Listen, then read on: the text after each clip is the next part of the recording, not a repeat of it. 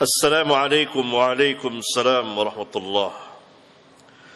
Ustaz, bagaimana sikap makmum mengenai kunut subuh jika imam melakukannya? Karena ustaz-ustaz lain yang bermanhaj salaf, mereka menganjurkan agar makmum tetap mengangkat tangan dengan berdalil lewat perkataan Imam Ahmad mengenai sikap makmum. Kunut subuh,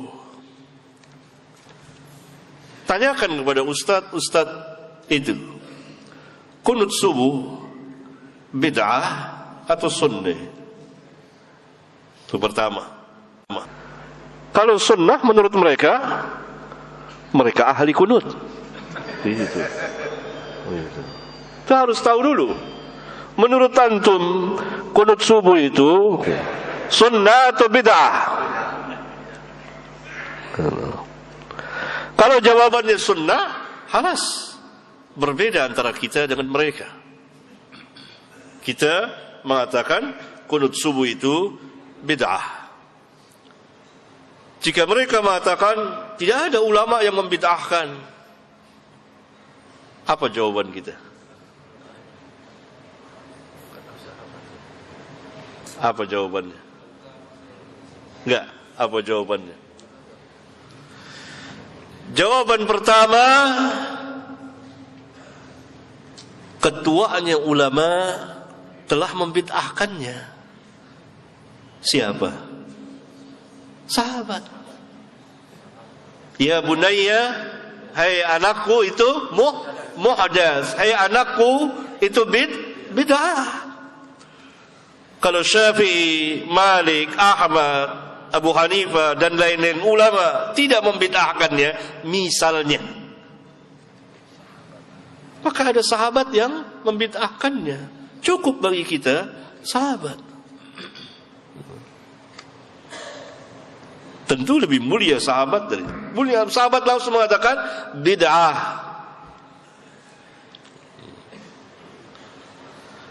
Ya. Nah, kalau jawabannya bid'ah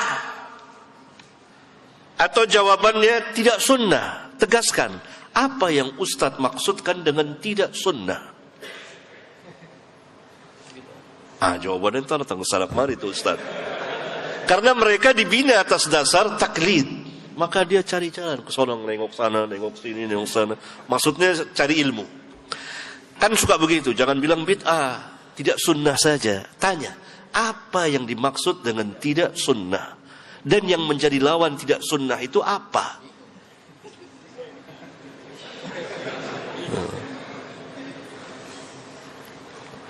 Bolehkah kita katakan usolli itu tidak sunnah? Iya, usolli tidak sunnah.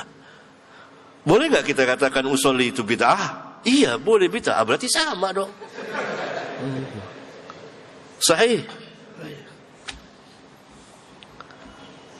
Sebetulnya ikhwan, dalam dakwah seorang dai harus berilmu pertama, dan harus yakin dengan ilmunya, dan betul-betul membahas ilmiah, pembahasan ilmiah, dan harus memiliki syaja'ah, keberanian. Yang bid'ah nggak jadi masalah. Yang sunnah. Nah, kalau itu bid'ah, tanya, bolehkah kita mengerjakan bid'ah dalam sholat? Diperintahkah kita mengerjakan bid'ah dalam sholat? Boleh nggak? Nggak boleh. Dalilnya? Sallu kama ra'aitumuni usalli. Salatlah sebagaimana kamu melihat aku salat, bukan sebagaimana kamu melihat mereka salat. Tidak, aku salat. Semuanya merujuk kepada Nabi yang mulia sallallahu alaihi wasallam. Mereka berkata lagi, kita diperintah untuk mengikuti imam. Innama ju'ilal imamu liyutamma bihi. Tanya, mutlaqan atau muqayyadan? Mutlakkah atau muqayyad dengan sunnah? Kalau dikatakan mutlaqan, berarti antum harus mengikuti imam yang mengangkat tangan lebih dari kepalanya. Gini. Berarti kita harus mengikuti imam yang bersedekap seperti ini ya. Gini. Kok antum nggak ikuti? Kan mutlakon. Gini. Antum harus mengikuti imam. Kenapa antum di sini? Lempeng, nggak bengkok seperti ini. Antum harus mengikuti imam yang sedekapnya mendekati farjinya gini. Kan gini nih. Berarti ini hadisnya dhaif, di bawah pusar, nggak sampai ke farji bahkan sini.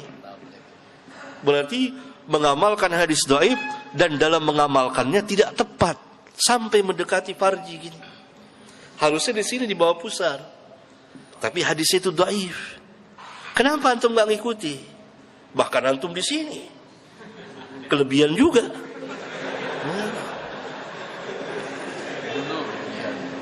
Sahih. Saya ajak antum bebas merdeka. Masa ini saya. Antum imma mau ikut ustaz lah, antum merdeka. Saya hanya mau bahas ini. Untuk para pelajar merdeka. Bahas sendiri antum. Antum bisa baca kitab. Berarti tidak mutlak. Lalu ditanya lagi, oh kita kan pernah Nabi SAW salat 5 rakaat, sahabat ikut. Nabi lupa, itu bid'ah atau lupa? Bukan bid'ah, lupa, beda. Antum nggak bisa bedain antara lupa dengan bid'ah.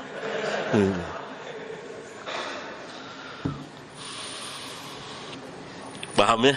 Itu sekilas. Ada banyak lagi. Ya.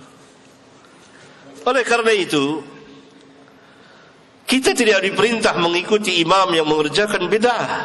Kalau kita meyakini bahwa kunut subuh itu tidak sunnah, yakni bid'ah, maka tidak boleh kita ikuti.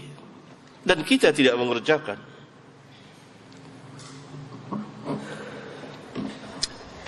Ustaz, bagaimana dengan dalih bahwasannya untuk menghindari mudarat yang lebih besar?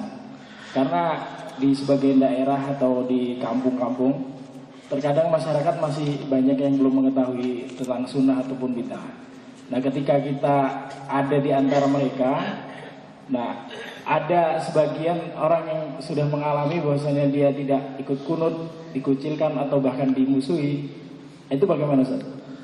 Saya tanya sama antum, pembahasan tentang kunut subuh ada dan tidaknya ini baru setelah antum lahir atau jauh sebelum antum lahir? Jawab. Pegang mic. Jawab. Jauh sebelum anak lahir itu. Jauhnya berapa lama? Jawab. Sejak zaman sahabat. Enggak, di Indonesia, di Nusantara. Kan kita bicara ini, antum tinggal di mana nih? Di Indonesia. Di mana di Indonesianya? Jakarta. Jakarta, bukan kampung. Taruhlah di sana, iya. Nah, kunut, pembahasan kunut subuh sampai ada tulisan, sampai ada perdebatan, itu terjadi sesudah antum lahir atau sebelum antum lahir di Indonesia? Jawab. Sebelum anak lahir. Berapa lama? Berapa lama? Umur antum berapa sekarang? 23. 23. Kemarin sore. Bahkan tuaan pengajian ini dari umur antum. Tahun berapa antum lahir? 93. 93, tuaan setahun pengajian ini.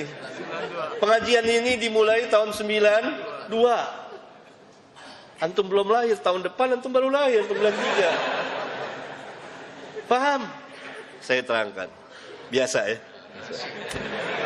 Jangan kecil hati antum, ini biasa. Ini majelis laki-laki. Bebas antum, bebas. Merdeka. Nah, jangan baper, jangan. Ya ini bebas mereka. Saya bukan marah sama antum, bukan ini, enggak. Biasa saya antum tahu semua. Ya ini pembahasan kunut subuh di negeri kita ini sudah 1 abad kira-kira. Dan itu dari awal tahun 19-an. Bahkan bapak saya aja belum lahir kali itu. Kakek saya, kakek antum sudah ada. Jadi bukan hal baru. Bukan hal baru yang perlu ditakuti. Itu pertama. Yang kedua, kenapa antum dai yang pegang dengan sunnah lalu dikucilkan, dimarahi, kok takut dimarahi? Hah? Ini sunnahnya para nabi dan rasul. Para nabi dibunuh. Lihat, Bani Israel membunuh para nabi. Ada dakwah biasa, hal biasa. Kenapa takut itu dikucilkan? Kenapa takut masyarakat? Padahal ini bukan hal lain, hal yang baru sekarang ini. Paham? Jadi tidak bisa, ini alasan yang sangat lemah, lebih lemah dari sarang laba-laba. Paham ya? Udah lama. Dai harus betul-betul berani, punya syaja'ah. Dan hal biasa, jiwanya harus besar, lebih besar dari masjid ini. Terus lapang, biasa. Antum dimarahi, dicaci maki, hal yang biasa. Enggak apa-apa. Kenapa? Kenapa takut? Hah? Padahal doanya kan Allahumma inni a'udzubika minal jubni. Mungkin enggak baca doa itu kali.